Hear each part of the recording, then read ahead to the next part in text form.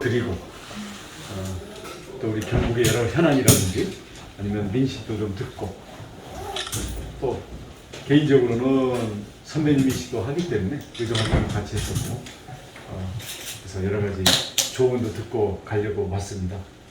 오늘 온 김에 오늘 여기 오면서 이제 김천, 이제 상주, 이제 안동, 이제 영창 이렇게 들려서 오늘 그동안 방문 못했던 우리 경북 그 지역에 특히 우리 당원들 중심으로 만나서 민심도 듣고 여러 가지 주문도 듣고 그렇게 하려고 왔습니다.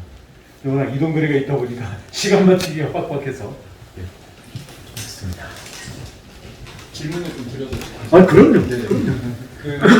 추석 때 고향이신 제주에 내려가셨다가 추석 이후에는 이제 처음으로 경북 지역을 방문하셨잖아요. 그렇습니다. 경북 지역을 첫 방문지로 정한 이유가 있을까요?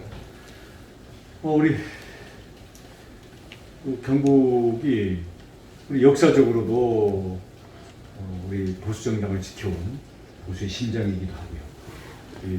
현재 당원들도 가장 많고 또 정권 교체에 대한 열망이 가장 높은 곳이기 때문에 다른 어느 지역 못지않게 우리 당원들의 정권 교체에 대한 여러 가지 의지와 주문들을 듣고 또 거기에 제가 부응할 수 있게 앞으로 역할도 하고 해야 되지 않겠습니까? 여러 가지 주문과 조언들 또 격려를 많이 받고 있습니다. 오늘 좀 방문하신 곳에서는 어떤 말씀들을 많이 들으셨나요? 우선 정치적으로는 이 정권 교체가 워낙 절실하기 때문에 끝까지 좀 한 팀으로 화합하고 또 국민들에게 좀 멋지게 지지를 받을 수 있는 그런 모습을 만드는 데 좀 앞장서달라. 그래서 특히 내부에서 서로 헐뜯는 것보다는 국민들이 볼 때 국가 운영을 맡길 수 있는 그런 좀 더 믿음직한 모습으로 많이 가졌으면 좋겠다. 이런 주문들이 좀 많으셨고요. 대신 정권 교체에 우리 문정부의 실패에 대한 그런 분노라든지 아니면 정권 교체를 반드시 해내야 된다. 모든 걸 해야 된다라는 그런 일에 대한 강력한 주문들이 있었고요. 또 우리 지역 발전과 관련해서는 특히 인구도 계속 줄어들고 이 지역 발전이 이제 정체되고 특히 이제 경북 지역에서는 중앙정치 이 부분에서 지역 발전 부분에 대한 배려와 지원이 아쉬운 점이 많다 이런 이야기를 듣고요. 그래서 지역의 현안들이라든지 주민들이 지금 열망하고 있는 그런 것들에 대한 주문들도 많이 듣고 있습니다.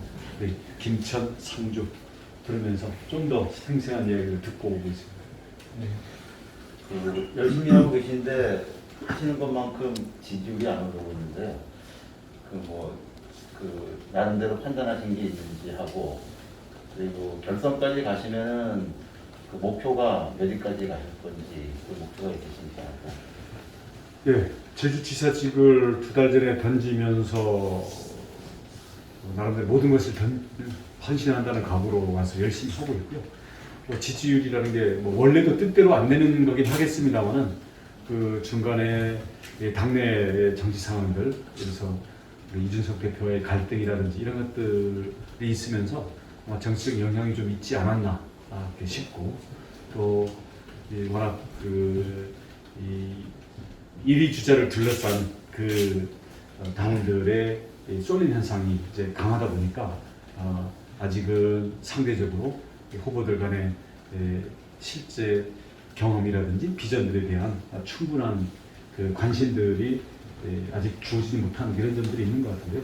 앞으로 토론이라든지 앞으로 경선 무대가 앞으로 계속 여러 차례 진행될 거기 때문에 그런 과정에서 기회의 장이 만들어질 거라고 생각합니다. 목표는 당연히 1등인데요. 1등이 못 되더라도 저는 정권 교체를 위한 원팀으로서 해야 될 이런 역할을 다 해야 되겠다. 개인적인 차원을 떠나서 그런 각오를 하고 있습니다. 지금 이재명 후보 관련해서 여러 지금 논란들이 많은데 거기에 대한 전망은 어떻게 보시고 계세요? 저 사건이 결국은 강제 수용한 땅을 가지고 뭐 LH나 도시개발공사 같은 공공에서 원래는 해야 되는 건데 민간에게다가 그것도 아주 졸속으로 넘겨주고 그 관계자들이 전부 특수관계인들 아닙니까? 그렇기 때문에 저는 우선 이재명이 그 뻔뻔스럽게 민간에 갈 거를 자기가 찾아왔다는 것은 말을 거꾸로 하고 있는 거고요. 그러니까 최악의 이 토지 수용권을 이용한 그 측근들 제3자에게 특혜를 몰아준 그런 부동산 개발에 있어서의 가장 최악의 비리 사건으로 이미 드러나 있는 것 같고요. 이런 것을 구체적인 이재명 지사와의 연결고리, 그것도 법적으로 가려면 정확한 물증이 나와야 되는 거기 때문에 그런 것들은 쉽지 않을 수도 있다고 생각합니다만, 그래도 우리 국민들이 저 사건에 대해서 매우 심각하게 볼 거기 때문에 민주당, 그러니까 이재명 지사의 본선 경쟁력에 있어서 심각한 문제가 되고, 설사 이재명 지사가 어떻게 대통령이 당선되더라도 저거는 과거에 뭐 소위 다스 사건 이상의 그런 문제와 폭발력을 갖고 있다고 생각합니다. 이재명 지사는 이 문제에 대해서 이제 정치적인 소모이기 때문에 뭐 특검이라든지 국정조사에 응하지 않겠다라고 밝혔는데 그 부분에 대해서 어떻게 생각하세요? 이재명 지사가 과거에 최순실 사건이나 이명박 대통령의 그 사건에 대해서 했던 발언들을 고스란히 자기한테 적용해야 된다고 생각합니다. 왜 자기만 수사나 특검을 피해야 됩니까? 그것은 적발하장이고 내로남불이고 때문에 그건 말이 안 되는 거입니다. 좀 어떻게 하셔야 된다고 보세요? 검찰 수사로 당연히 밝혀야 되고요. 검찰 수사가 질질 끄고 미진하다면 전 무조건 특검감입니다. 아니 경기도의 공권력을 동원해서 수용한 땅을 특수 민간인들한테 주고, 그것도 경기도시개발공사 내에서 직원들마저도 야 이렇게 1%밖에 투자 지분이 없는 사람에게 나머지 모든 차익이 가는 건 있을 수 없다고 반대하는데도 이걸 억누르고 밀어붙였고, 그 사람들이 지금 전부 뭐 관광공사니 뭐니 지금 이재명의 가장 측근, 예? 그리고 이권과 인사를 다루는 측근 그룹에 포진하고 있는데 그거에 대해서 그냥 넘어간다고요? 저는 상식적으로도 있을 수가 없는 일이고, 아마 이재명 지사가 그동안 혼자 공정한 척하고 혼자 유능한 척했는데 저 공정과 유능 모두를 무너뜨리는, 저는 이재명 지사의 스스로 발에 폭탄을 달고 있는 거라고 생각합니다. 폭탄 쥐고 뛰는 게 뭐죠? 그 어제 이제 토론회에서 윤석열 후보한테 공약을 뺏겼다 뭐 이런 취지의 말씀하셨는데 윤석열 후보가 뭐 공약을 이렇게 뺏겼을 정도로 좀 대통령이 될 준비가 아직 부족하다 뭐 이런 취지이신 건가요? 공약은 가져갈 수 있죠. 뭐 어차피 원팀이고, 네, 가져가는 것 자체를 문제 삼기보다는 가져가서 그거를 소화하고 펼치는 과정에서 과연 그 깊이를 소화를 했겠냐. 그러니까 그런 점에서는 우선은 그러니까 공약이라는 게 어디다가 베껴서 말잔치를 하는 게 아니잖아요. 왜 하필 그 공약인가? 그걸 밀고 나갈 때 부닥치는 현실의 많은 문제와 이해관계 충돌 이런 부분들에 대해서는 어떻게 해야 되는 것을 고민하고 팀들이 논의를 하면서 스스로가 우러나와야 되는 건데, 그런 것이 없는 것이 분명하기 때문에 그런 점들을 지적한 거고요. 그래서 그 정도의 준비를 갖고 가서 이재명 지사하고 토론 붙었다가는 이재명 지사가 뭘 잘 찢는 사람 아닙니까? 이재명한테 찢기지 않을까 걱정한다는 얘기를 한 거죠. 아직은 토론 많이 부족하시다는 평이신가요? 그럼요. 지금 정책에 대해서는 제대로 된 토론이 지금 안 주어지고 있죠. 주로 지금 정치적인 공방을 하고 있는 거 아닙니까? 그죠? 네. 그 홍준표 후보가 요즘에 지지세가 그 상승률이 상당히 좋은데 그 원인은 뭐라고 생각을 하세요? 우선 직설적인 화법, 그리고 4년 전에 내세웠던 여러 가지 그 발언들이 특히 젊은 층들을 중심으로 재조명되면서 어느 정도 그 인기몰이를 하고 있다고 생각을 하고요.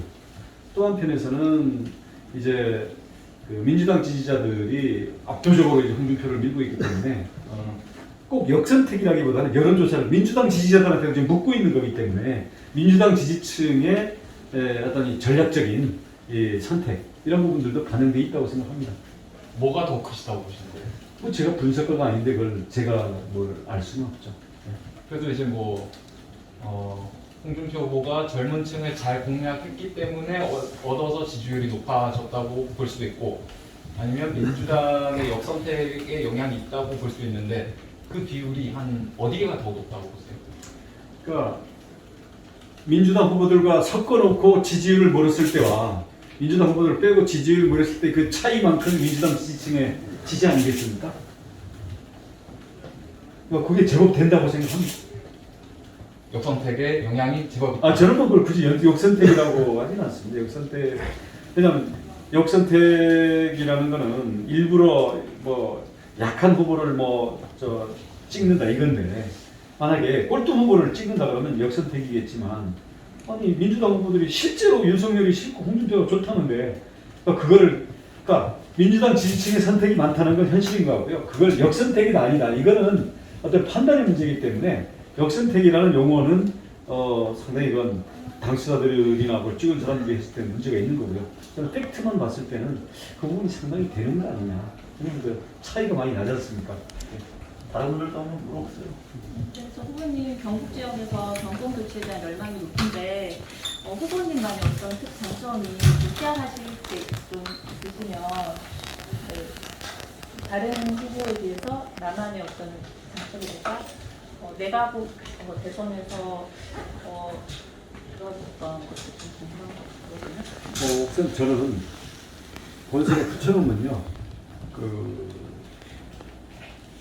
우선 뭐 도덕성이든 아니면 국가 지도자가 가져가야 될 어떤 품격으로든 그런 면에서는 거꾸로 공격당해서 흠집날 부분이 가장 강점이 있습니다. 특히 이재명과 붙여놨을 때라든지. 그래서 누가 뭐 말이 험악하냐라든지 누가 무슨 범죄 의혹들이 많냐라든지 이런 부분에서는 전혀 연결을 하실 필요가 없는 그런 점이 우선이겠고요. 이게 네거티브로 가면 갈수록 그리고 또 앞으로 무슨 일이 벌어질지 모르지 않습니까?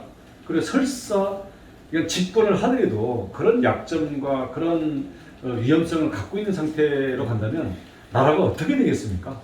저는 이 경제 시비의 경제대국 그리고 국제 무대에서 진짜 국익을 지켜야 되고 우리 180석의 야당을 상대하면서 끌고 가야 되는 그런 부분에서 설사 어렵게 이쪽이든 저쪽이든 당선이 되더라도 이거는 뭐 매번 서초동과 광화문에서 이거 코로나가 풀리는데 이거 뭐 수십만씩 나와가지고 나라가 두 쪽 나야 된다라는 이거를 저는 너무나 이게 걱정이 많이 되고 그러니까 그런 부분을 해결할 수 있는 과연 그런 리더십이나 그런 품격을 우리는 갖춰야 될 때가 아닌가 이렇게 생각을 하고요.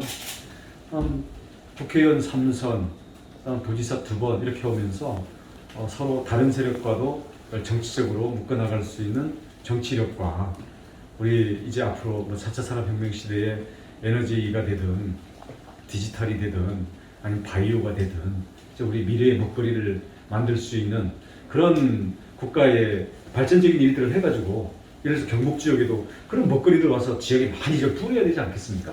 그런 면에서 좀 미래지향적으로 갈 수 있는 면에서 가장 준비가 돼 있다고 생각합니다. 그럼 도덕적인 부분에 대한 검증 말고 지금 뭐 부동산 문제나 저출산 문제에 있어서 타 후보들과 좀 다른 어떤 정책적인 그런 계획들이 있으신지?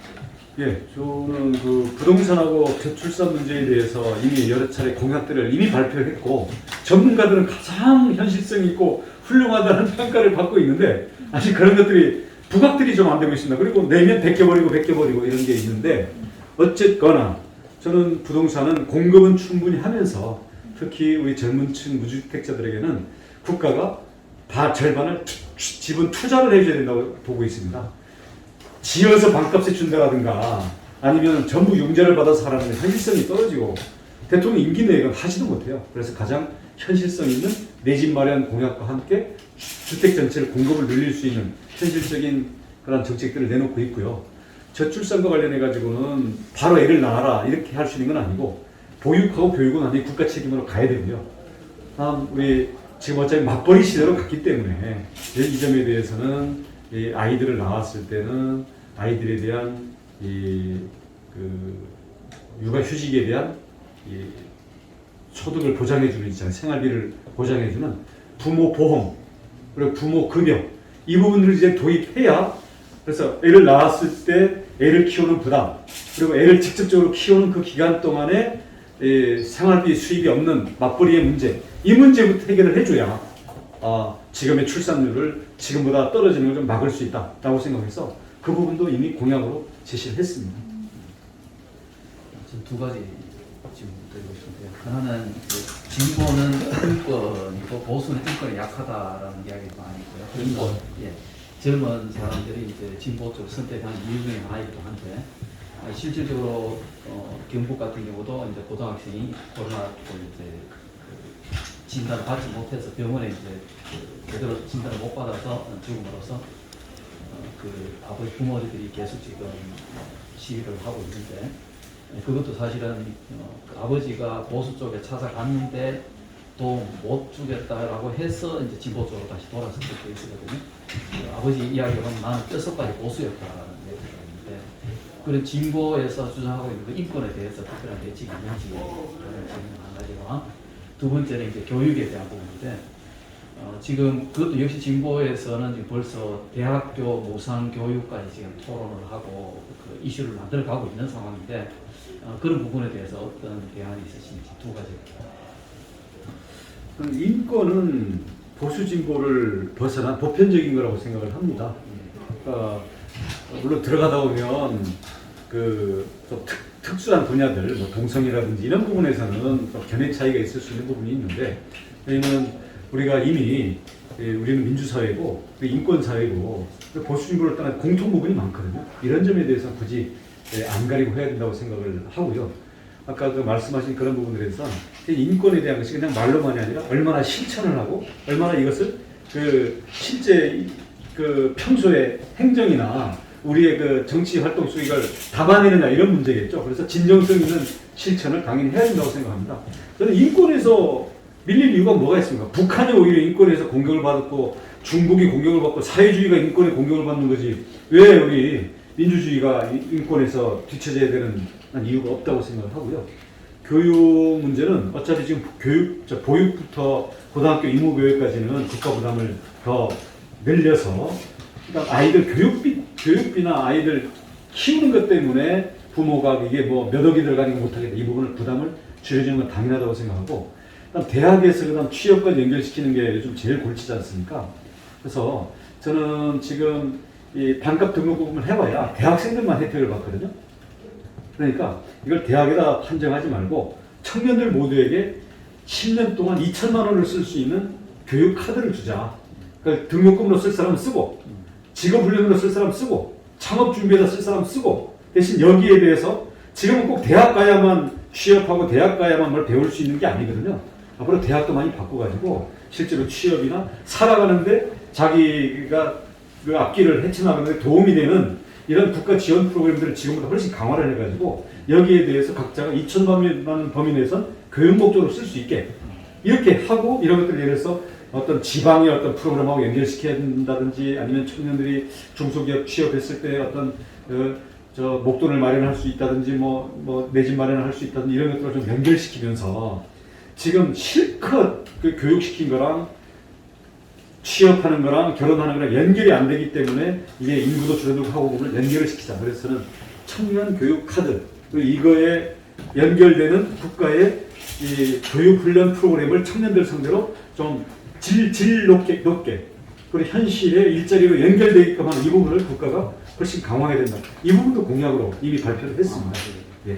청년 교육 카드. 예, 구체적인 한 가지만 더 질문드리겠습니다. 교육에 대해서 이제 지금 우리나라 같은 경우는 천편일률적으로 이렇게 학제가 정해져서 이제 3년, 4년으로 이렇게 되어 있는데 싱가포르 같은 경우는 이제 초등학교 5학년 때 그 O-레벨 시험을 통해서 4년제 갈 아이들과 이제 칼리지 갈 아이들이 거의 결정을 분간을 해서 이제 이렇게 따로 진학을 했었는데 그러다 보니까 애들이 이제 공부를 굉장히 열심히 해서 싱가포르 대학 같은 경우는 대부분들이 세계 100위권 안에 들어갈 수 있는 그런 인지도가 있고 근데 그런 어떤 시스템적인 문제를 개선할 혹시 방안들 가지고 계시는지.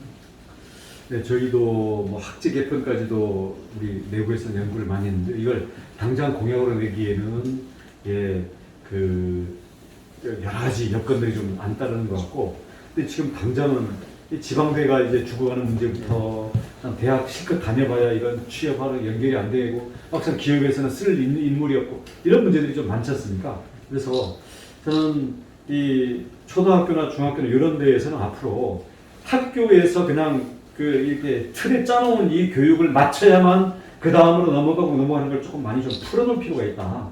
그렇게 해서 지금 말씀하신 것처럼 이제는 인공지능 교육 프로그램도 많거든요.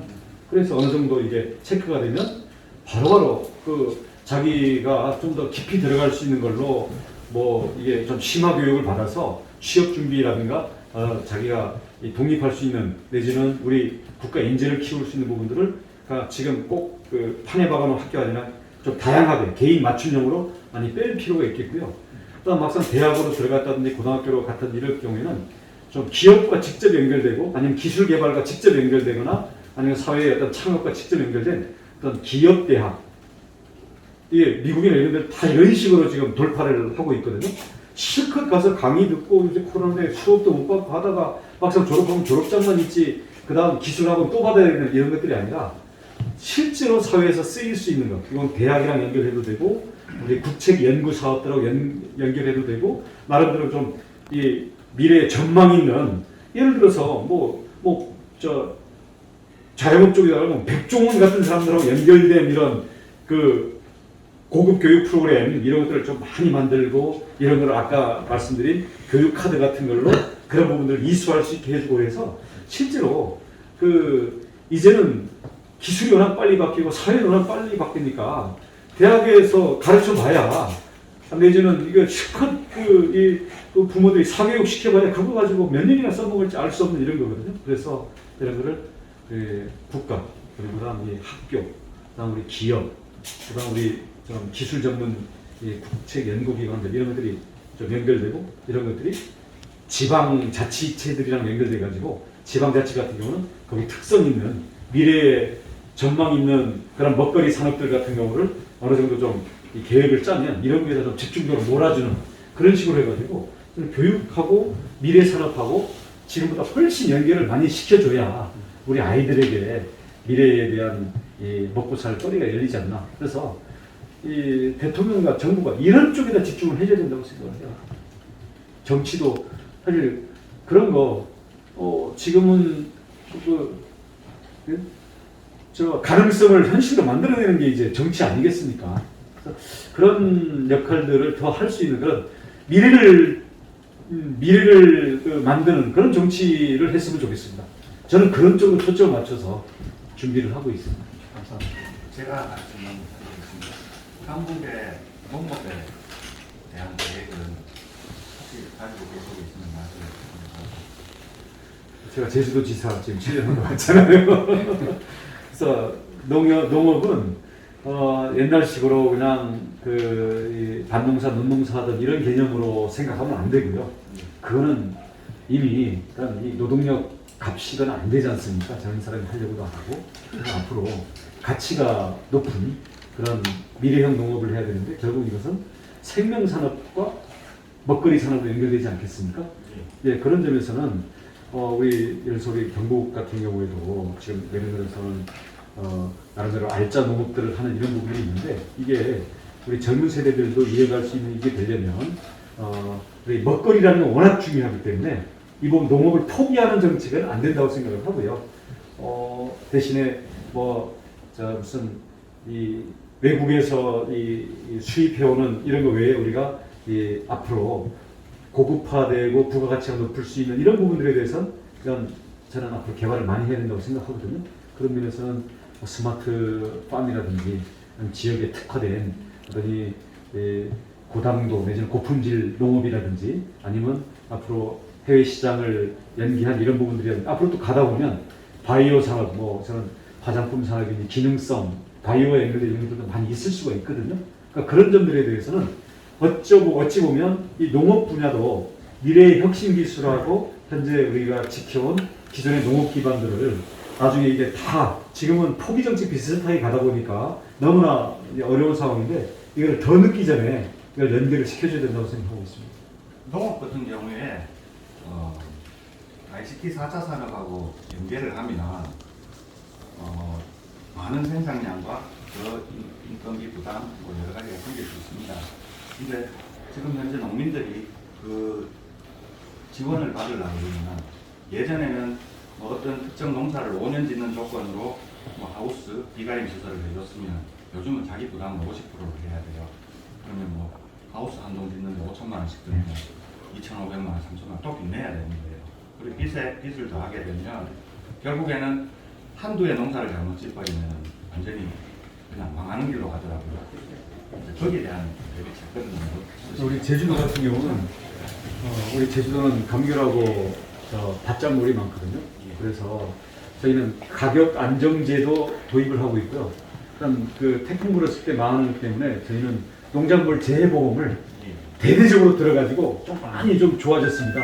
근데 이제 그런 부분들이 말씀하신 것처럼 과거에 우리 FTA 이 자조금 가지고 이 시설 비닐하우스 이런 것들도 막 지원을 해주고 그러는데 이게 지금 다 이제 시한이 다 돼가기 때문에 국가에서는 이제 좀 한계가 있는 거 아니겠습니까? 그래서 저는 이 농업이 앞으로 전망 있는 농업들에 대해서 분명히 방향을 잡았을 때는 이것을 국가에서도 좀 지원을 하고 국가 지원으로 다 안 되는 부분들은 보험이나 아니면 좀 가격 안정제 같은 어떤 이런 자조기금 같은 시스템을 좀 잘 짜줘야 될 것 같아요. 근데 그런 부분들이 제주도 노력하고 우리 경북은 보니까 아예 이철우 지사님 농업 소득제도 많이 하고 좀 그랬더라고요. 그래서 같은 고민들을 하고 있는데 서로의 모범적인 사례들을 좀 전국화해가지고 하면 좋지 않을까 싶습니다. 아유.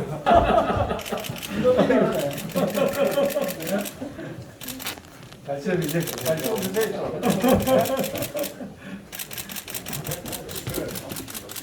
오늘 어떻게 말하셨어요? 아유 감사합니다. 저기 가면 한 300이나 있어요. 아 그렇습니까? 허락 이상이나 오늘 음악회 하거든요. 예. 박정희 예. 뮤지컬. 한 300 가까이 왔어요. 네. 예. 이제 좋은 공약들 말씀 많이 해주셨는데 특별히 경북이나 대구 경북 지역만을 위한 어떤 공약 후보님만의 공약이 있을까요? 우선 또 경북에 대해서는 이제 조금 더 구체화해서 발표를 하겠습니다만 저는 우리 대구 경북, 부경 이런 부분에서 이 국가 수준의 산업 전략을 가져야 된다고 생각하고 있습니다. 우리 경북 같은 경우는 그래서 물론 권역마다 좀 차이도 있겠지만 에너지에 특화할 부분도 있고 그다음 이 바이오라든지 이렇게 특화할 부분들도 있고 이럴 텐데 이제는 이 미래의 전망 있는 4차 산업혁명 시대의 전망 있는 그런 미래 먹거리들을 지역에다가 골고루 뿌리면서 여기에 대해서 기업, 기술, 대학 이게 같이 오도록 해야 지역이 발전이 되지. 그렇지 않으면 지금 계속 인구가 빠져나가고 젊은 사람들이 머무르진 않지 않습니까? 그러니까 그런 점에서는 이게 단순히 애 낳으면 얼마 주겠다 아니면 주민등록을 일로 옮겨와라 이런 거는 그건 해야 되긴 하지만 그거 가지고는 이 흐름을 바꿀 수는 없다. 그런 점에서 단순히 경북뿐만 아니라 수도권은 혼자 뚱뚱하고 나머지는 전부 골다공증으로 양분이 빠져나가는 이 부분을 이 균형을 맞추고 이 지방이 자기의 어떤 이 특성화된 발전을 할 수 있는 이 전략이 대대적으로 나와야 된다. 그래서 대구 경북을 하나의 단위로 잡고 있습니다. 그럼 여기에다가 특히 대구 경북에서 보면은 우선은 공항 저를 빨리 해가지고 여기에서 연결도로도 나오고 여기서 산업에 대해서 뭔가 좀 심장이 뛰도록 하고 그럼 이 내륙 쪽은 이 KTX 되는 이 도로 연결망을 통해 가지고 여기에 사실 이게 접근성만 좋으면 여기에 상대적으로 개발이 늦었던 것들을 미래에는 더 소중하게 쓸 수 있는 부분이 있지 않습니까? 그러니까 그런 점에서 어떻게 상대적으로 낙후되어 있던 부분들을 공항이라든지 교통물리 연결시키고 여기다가 산업하고 대학 이걸 연결시켜 가지고 인구가 여기는 들어오고 국가적으로는 미래 산업들을 지금 수도권에 하려면 땅도 없어요. 네.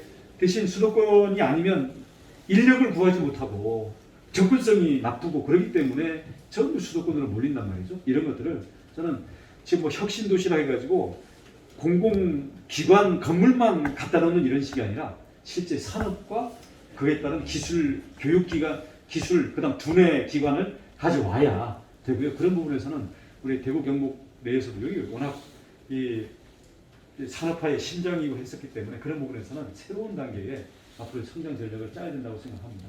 네.